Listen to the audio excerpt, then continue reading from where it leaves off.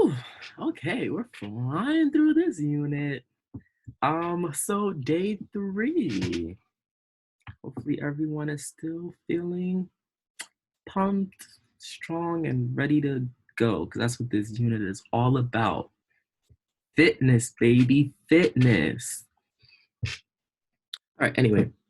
So the aim. What theories have developed to explain how evolution occurs? So here we have another word, theory, in which we've spoken about time and time and time again. Let me see if I can actually, okay. No, that's not what I want to do.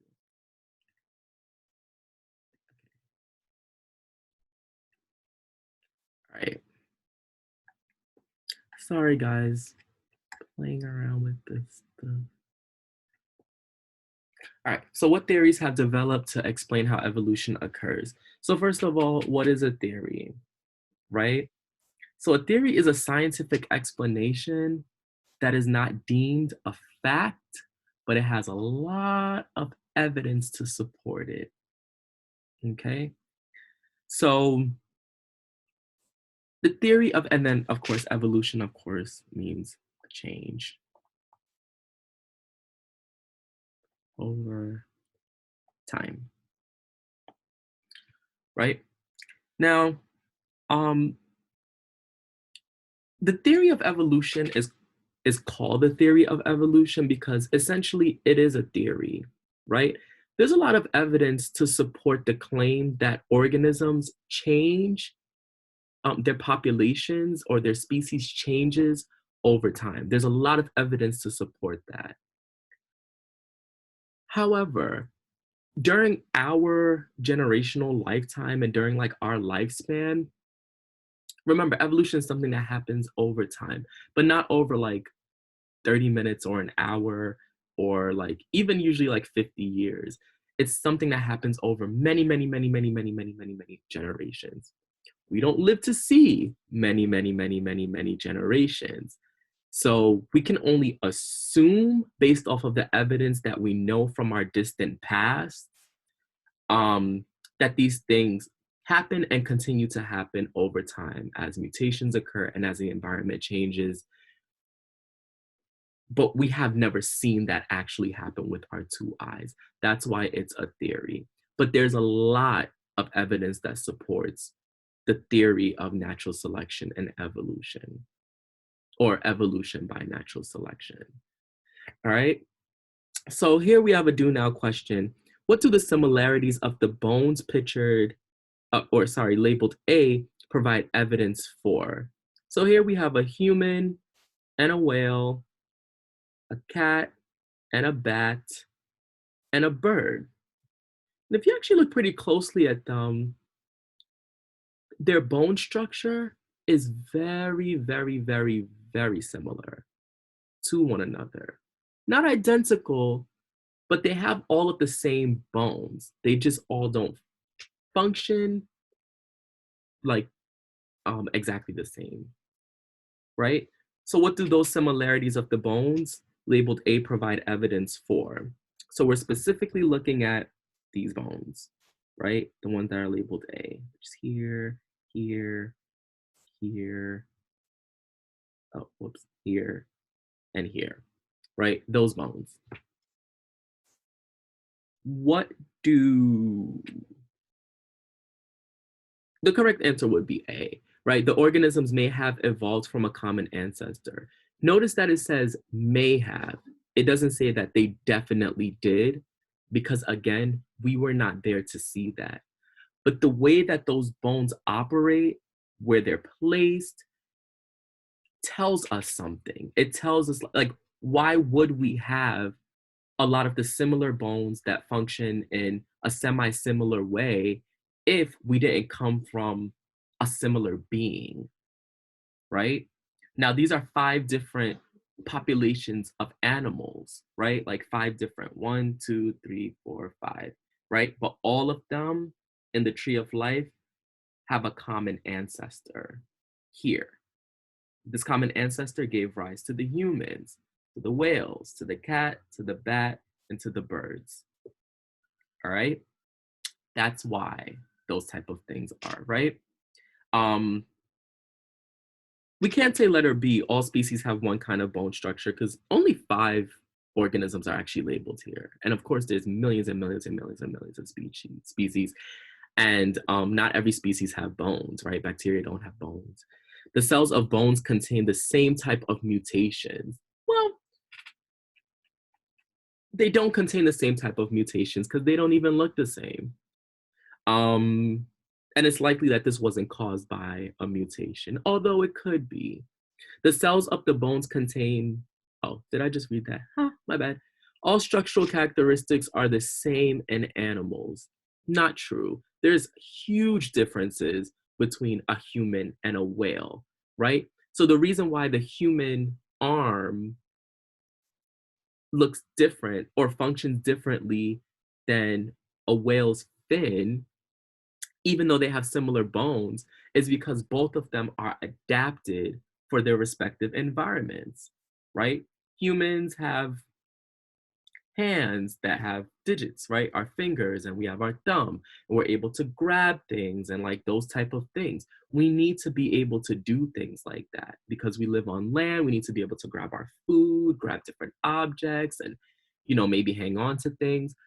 Whales do not live their life on land, so they don't need opposable thumbs because what exactly are they grabbing? First of all, their size. All they have to do is really just kind of open their mouth and just like filter the food. They don't need to go and capture fish with their fins, right? Because like their mouths can open wide enough to allow fish to swim into it essentially, and that's how they like do their digestion and things like that. And a bats fly, right? So they don't need hands, they need those longer types of bones, right, in order to facilitate flight and things of that nature, right? So they're very similar, but they're adapted for each respective environment. All right, that's basically what we're getting at here. All right, let's move on. So yesterday, we examined several types of evidence that species have evolved. Identify one piece of evidence that we examine, explain how it supports the theory of evolution. So one of them is the fossil record, right? Which a lot of you guys have probably heard of. The fossil record can be used to show how an organism's traits or characteristics evolved over time.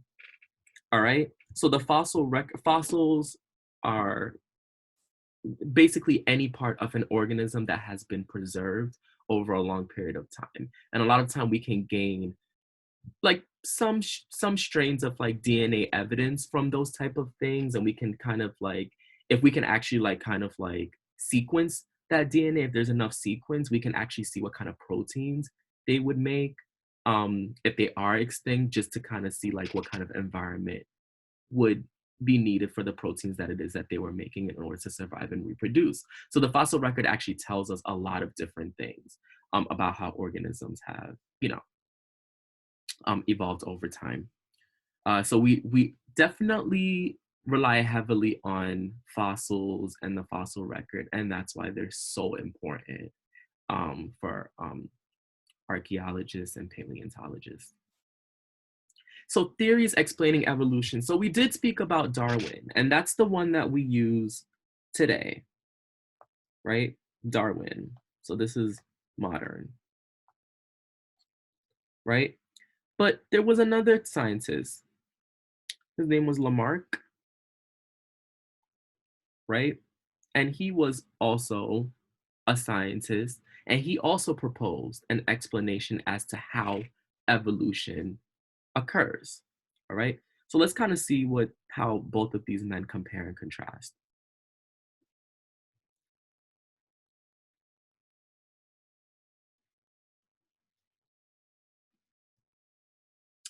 Okay, so remember, an adaptation is a characteristic that helps an organism survive. All right. So both Lamarck and Darwin, they kind of both agree that organisms seem suited for their jobs and their environments. What they don't agree on is how. All right. So let's see.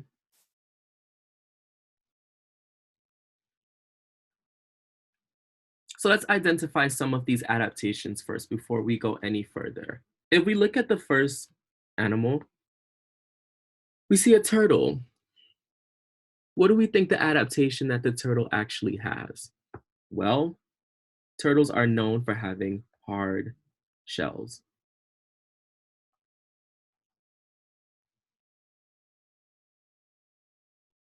All right. So they have hard shells. But why would a turtle need hard shells? Well, first of all of their insides are very, very soft. So they need some layer of protection from predators, right? So if they're able to duck all of their soft tissue inside of their hard shell, there's no way for their predator to be able to really kind of crack like such a hard shell without injuring themselves. So it's less likely that they'll be eaten. If these turtles are not eaten, then they'll be able to survive. If they're able to survive, then it's likely that they'll reach reproductive age. And if they reach reproductive age, then it's possible that they'll be able to reproduce and pass on the traits needed in order for the next set of offspring to also build a hard shell around its body, right? All right. Um, Next one that isn't obvious enough. Giraffes are known for having extremely, extremely long necks. That wasn't always the case, which we'll speak about in a few minutes. But the adaptation here is a long neck. Why is having a long neck an adaptation against having a shorter neck? Well, as you can see, where do giraffes tend to graze? Where do they tend to eat? They tend to eat higher up, the higher up trees, right? In order for us to reach those trees, or in order for giraffes to reach those trees, rather, they have to have a really long neck in order to actually reach those trees, easily at least, right? The ones that have shorter necks, they won't be able to reach those trees. If they can't reach those trees, they can't eat. If they can't eat, they cannot survive. If they can't survive, they cannot reproduce. And therefore, over time, the ones with the longer necks will be able to survive and reproduce and keep passing that trait along. The ones with the shorter necks will not be able to survive and reproduce, and we'll see less and less of shorter necks until the vast majority of the population ends up having much longer necks. That's how evolution works. Okay. So that's how evolution works with that. So obviously, how the longer neck a giraffe has, the higher up it can eat, and the less competition too, right? Like if it has a longer neck, it can eat like in really high places, whereas like another giraffe that might have a longer neck but is slightly shorter, they can't reach like the top of the trees, right? Does that make sense? So the one with the longer neck is likely to graze and have more food and therefore survive, reproduce, and pass those traits on. All right. Um, and then this crab, right? This crab is not huge in size, but definitely has a favorable trait. It has a huge yellow claw. Why is this an adaptation? First of all, the crab itself is not big. Therefore, it makes it automatically vulnerable to predators and things of that nature. But if a predator is approaching it and it sees that it has a huge yellow sharp claw, it's hard to miss that claw, and it's probably going to think twice about trying to mess with this crab and possibly eat the crab or prey on the crab, right? If the crab is not preyed on and it's not eaten, right, that means that it's able to survive. If it's able to survive, right, that means that it can reach reproductive age. If it reaches reproductive age, then it'll be able to reproduce.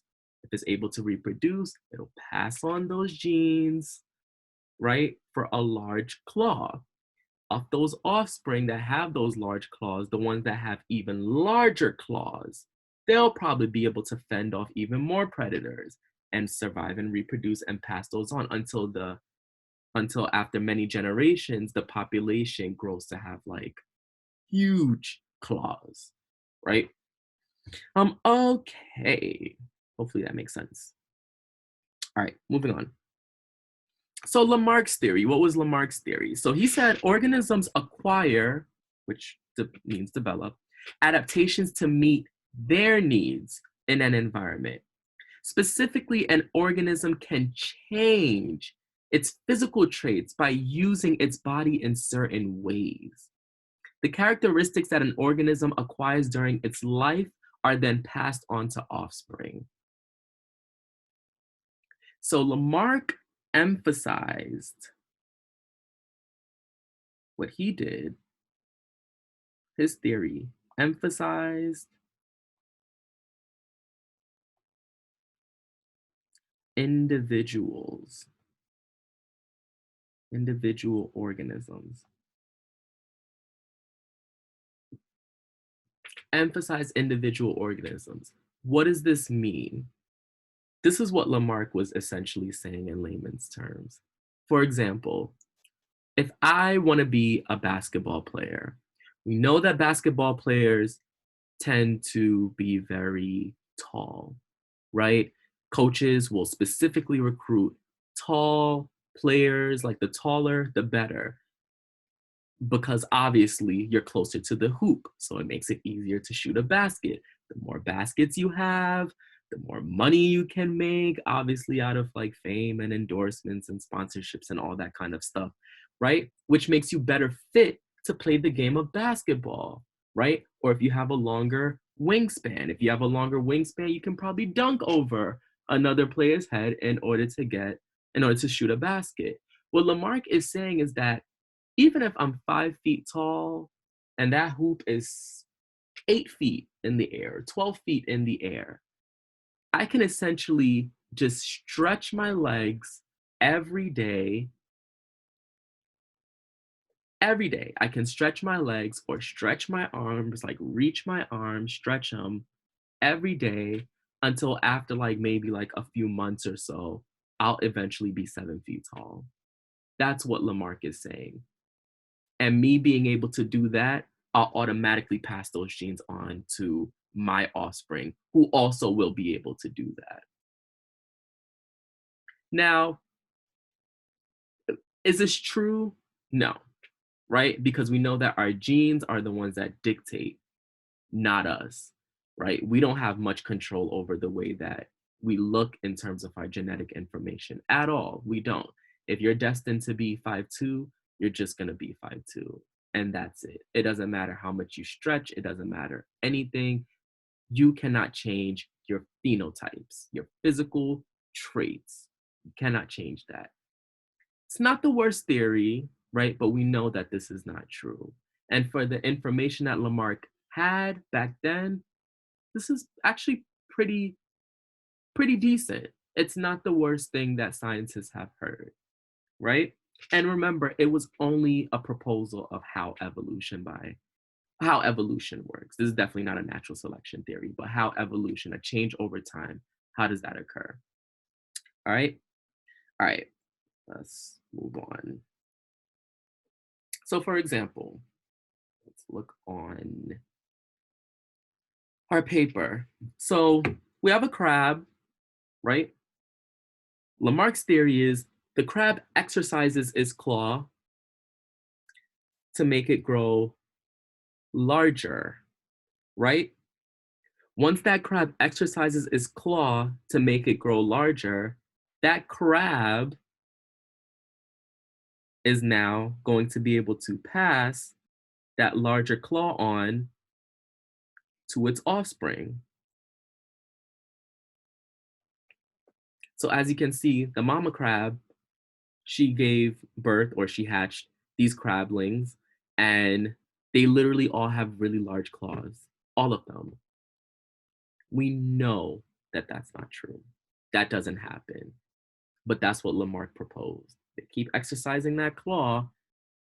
Mama crab will have the big claw. When they reproduce, all her offsprings will have the big claw. Hmm, that makes sense. All right.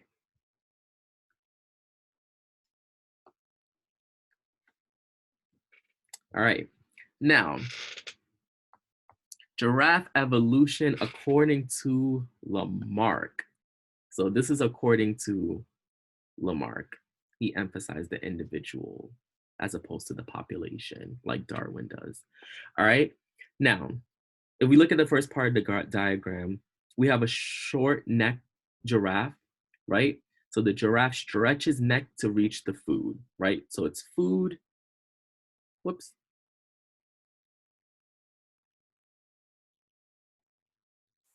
This is the food source, right? And this is the short neck, right? Can it reach the food in the first part of the diagram? No. But if it keeps stretching its neck, right, eventually it'll grow a longer neck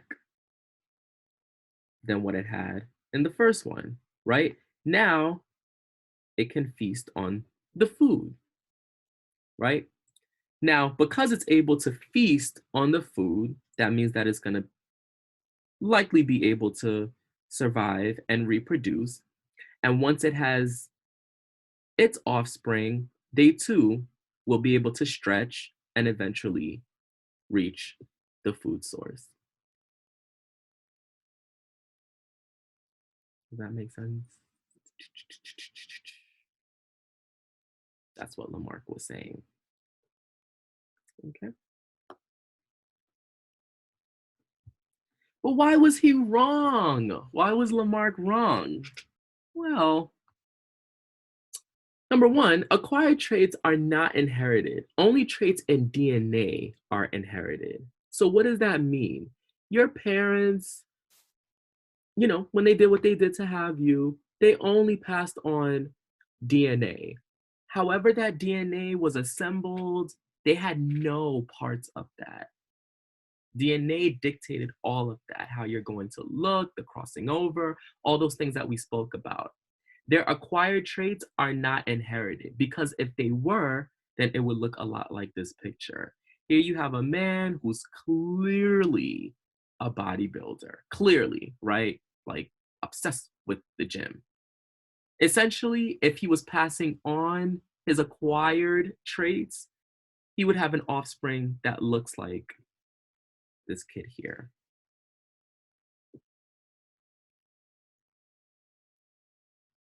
Who I think has a tongue ring, by the way, right?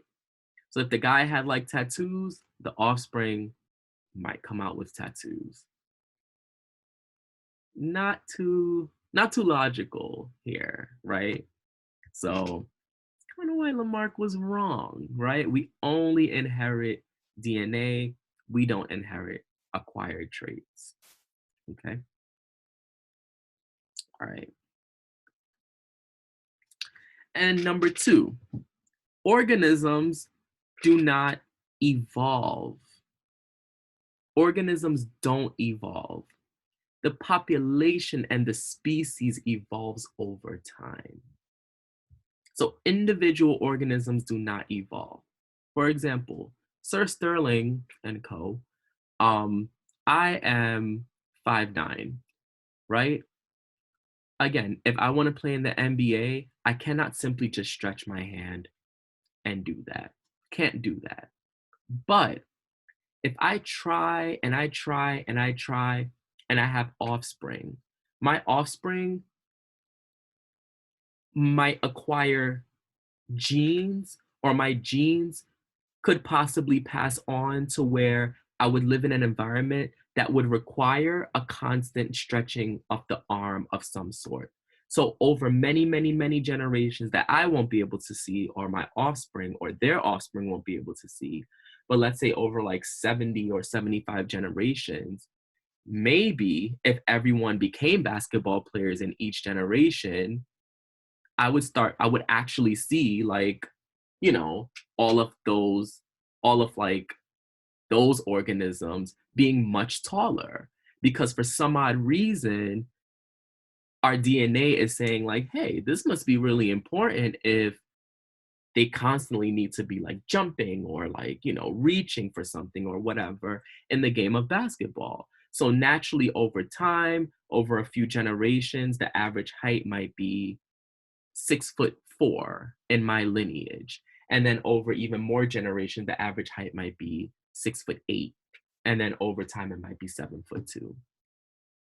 So it's not me. I'm not going to evolve and I'm not going to see myself be 7'2".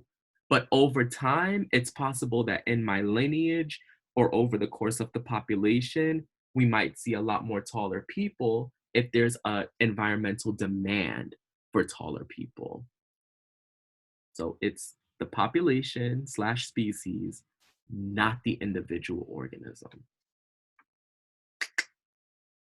All right. So Darwin's theory, which is the theory that we support and are in favor of now, organisms born with the best adaptations. So organisms born with the best adaptations survive and pass on their traits to offspring. Organisms without these adaptations die and do not reproduce. Obviously, if you're dead, you can't reproduce. Over time, the population changes. Over time, population changes as more organisms inherit the adaptation. Again, Darwin stressed the population. So his thing, how he's different from Lamarck, is that Darwin's theory emphasizes population, not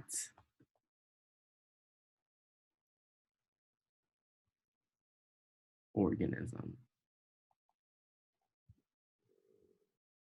So organism is Lamarck, population is Darwin. All right. All right. We are making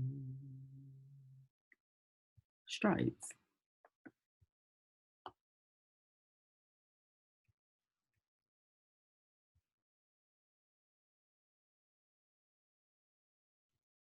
So Darwin's theory of natural selection. So a crab is born with a slightly larger claw. So out of all the crabs in the population that's born, one of them is born with a slightly larger claw due to different genetic variations, right? Which is what we spoke about. Populations have different variations, just like humans have different complexions, different nose, different eyes, different variations amongst organisms. Same thing with these crabs. Some will have teeny tiny claws, some will have obscenely large claws, some will have something in the middle. All right. Now, the crab that's born with the slightly larger claw, the crab with the largest claw, right, survives best and reproduce most. I don't know why I put an S at the end of either one of those, but they survive best and reproduce most. So the crab with the largest claw survives and reproduces.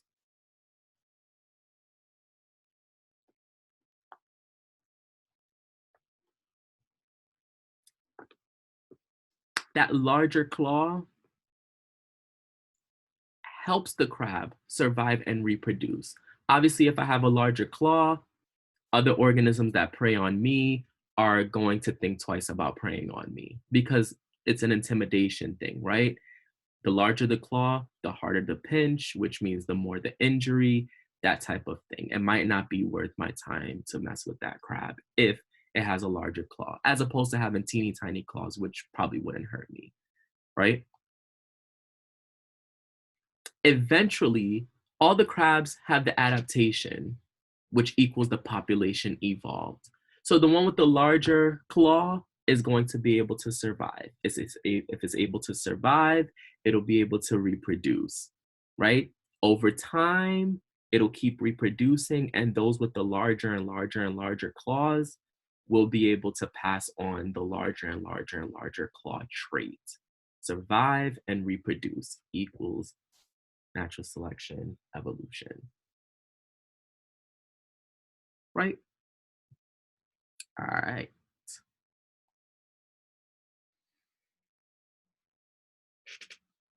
One day, a crab is born with an even larger claw.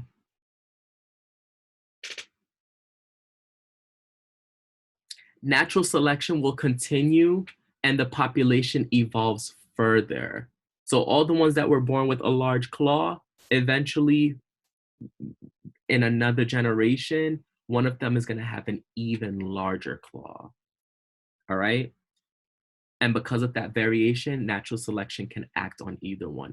It'll choose whichever one it wants based on the environment, and the ones that don't have the favorable adaptation, in this case, the larger claw, they'll die out. And if they die, they can't survive. If they can't survive, they can't reproduce. If they can't reproduce, they cannot pass on those genes. Right? Giraffe evolution according to Darwin.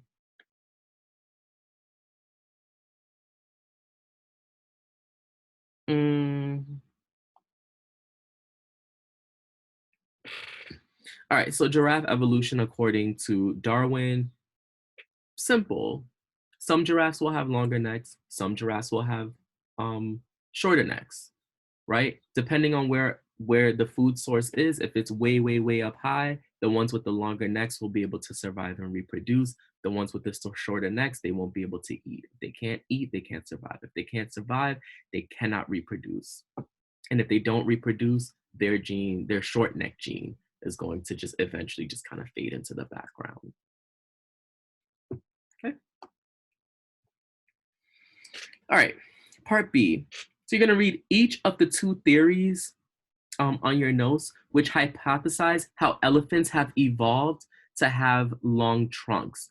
Choose a theory and state whether it demonstrates Lamarck's theory or natural selection, and justify your answer with evidence.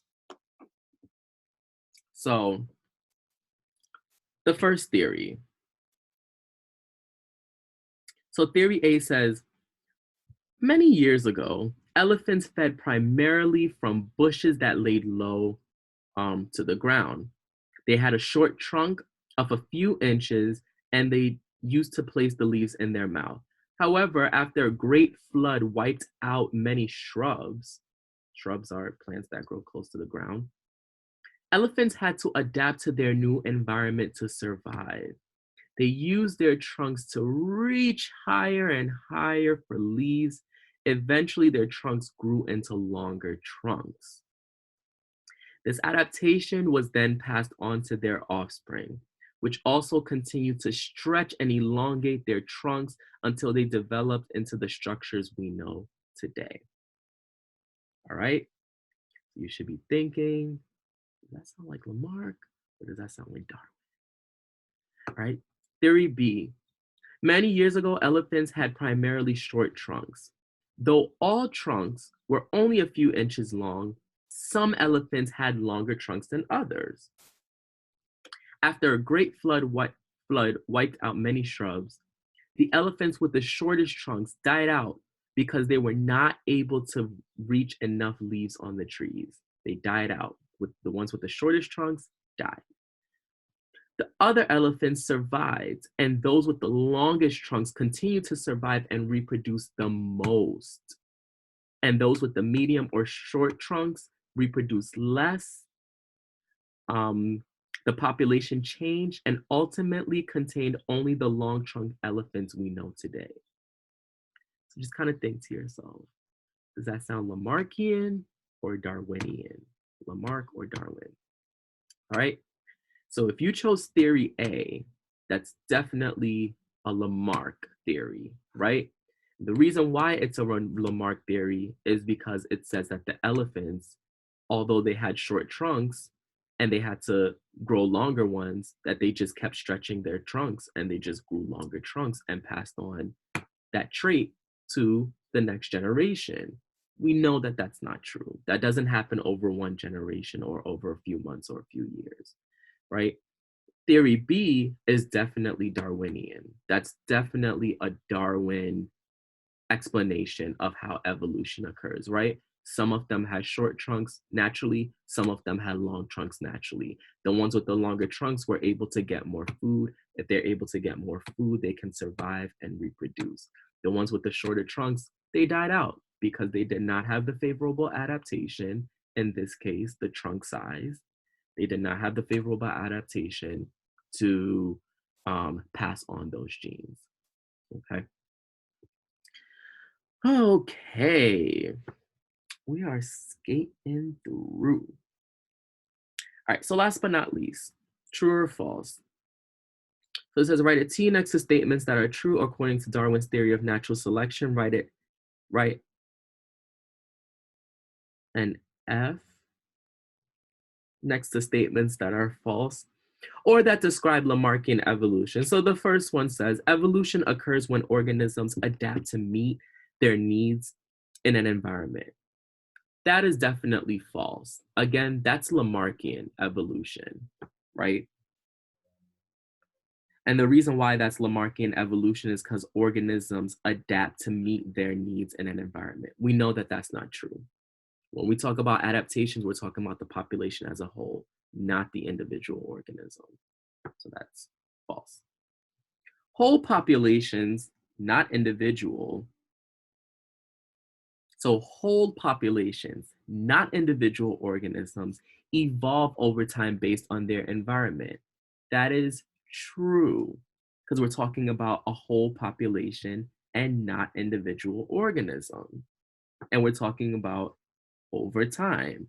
Evolution is a change over time. Adaptations are inherited. Adaptations are inherited over time. That is true, right? Adaptations are acquired based on use. That is definitely false. Adaptations are not acquired based on use. I cannot just adapt to my environment as I see fit, right? If there was a flood and the sea level rose up 20 feet, I couldn't all of a sudden just like get fins and some gills in order to breathe underwater and to be able to swim, quickly underwater with fins. I couldn't do that. I would drown because I would not be adapted to my environment. I have lungs, I don't have gills. Therefore, if I'm not a great swimmer, naturally a great swimmer, then I have a lot less of a chance of surviving, being underwater, that type of thing. All right, if an organism is not well adapted to its environment, it dies. That's true, right? Natural selection is saying, like, listen, you ain't got the stuff to survive here, so you're out of here, right? Like, if obviously we eat through our mouths, if somebody was born without a mouth, would it be hard for them to eat? Yes. If it's very difficult for you to eat, you can't get the nutrients that your body needs. If you can't get the nutrients that your body needs, you die. You don't survive. And if you die, you cannot reproduce. Therefore, the no mouth gene is a lot less likely to show up in the next generation because you're not passing on those traits, or an individual is not passing on those traits. Okay, and if an organism struggles in an environment, it adapts. Again, that's Lamarckian. We know that that's not true. If you're struggling, you're just struggling. The struggle is real for these organisms. Okay, so that concludes day 3. Again, if you have any questions at all, please, please, please, please, please ask myself, ask Miss Ivory, ask Miss Parsons, or ask Miss Collins for help and understanding. Again, this is super duper important. So we do need you guys to really understand this because your state exams definitely stresses these things a lot. All right. Until next time. Bye.